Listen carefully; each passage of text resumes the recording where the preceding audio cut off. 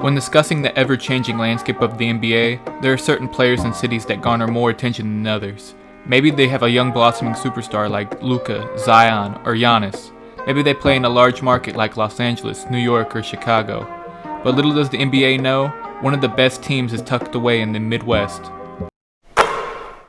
The Indiana Pacers are in the lexicon of NBA fans from the days of Reggie Miller and Rick Smits to the Paul George and Frank Vogel-led teams that battled with the Heatles in the Eastern Conference Finals. But little attention is paid to them nowadays, which is a shame because they have a starting five that can compete with anyone in the NBA. At the 1, Malcolm Brogdon is an ultra-efficient combo guard who can contribute in so many ways. A 50-40-90 shooter and dependable as they come. At the 2, Victor Oladipo is a recovering all-star looking to return to his pre-injury status. If he's back at full strength, he's one of the best two-way players in the league. At the 3, TJ Warren took over the bubble with an improved three-point shot and scoring capabilities inside the arc to match. And at the 5, Myles Turner is one of the best rim protectors in the league with a three-point shot to go along with it. But the player I want to spend the most time talking about is power forward Domantas Sabonis. Like Oladipo, Sabonis is a former All-Star, but his game has grown so much since that selection. In his 5 games so far this season, Sabonis has been the centerpiece of this Indiana team and is on track to have his best season to date. He's returned as a much better facilitator and three-point shooter with averages of 22.3 points per game, 10.8 rebounds per game, and 7.8 assists per game, highlighted by a triple-double versus Chicago and a game winner versus Boston.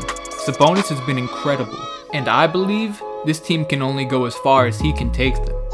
A complete player with elite genetics, Domantas takes after his father, Arvydas Sabonis, who's not only one of the best European players of all time, but one of the greatest basketball players of all time. Hall of Famer Bill Walton called the older Sabonis a 7'3" Larry Bird, thanks to his court vision and elite shooting touch. But by the time Arvydas made it to the NBA, he was a shell of his former self due to injuries. He was a part of some competitive teams in Portland in the late 90s, where Domantas Sabonis was born, and when you watch Domas, you see many of the same traits that made his father so unique at his monstrous size. In my opinion, the sky's the limit for Domantas Sabonis' potential. He is on track to join an elite group of big man facilitators like Giannis Antetokounmpo, Nikola Jokic, and Bam Adebayo. In my opinion, he's jumped from an all-star caliber player to an all-NBA caliber player with the ability to lead this Indiana Pacers franchise. With the Eastern Conference debatably as strong as it's been since the 90s, the Indiana Pacers are firmly in the mix and in position to be a dark horse contender in the East. I'd like to end this video with a shout out to new Pacers coach Nate Bjorkgren, who I believe has done a great job so far this season. I just watched the Pacers beat the Cleveland Cavaliers, and I see they're playing at a much faster pace than they did under Nate McMillan, and they were shooting a lot more threes also. I'd like to see that go up a little bit more, but I think play style and injuries were the two things holding back this Indiana Pacers team in past seasons, and in my opinion, now that the roster is nearly all healthy and a new coaching staff is in town, Indiana is a scary team.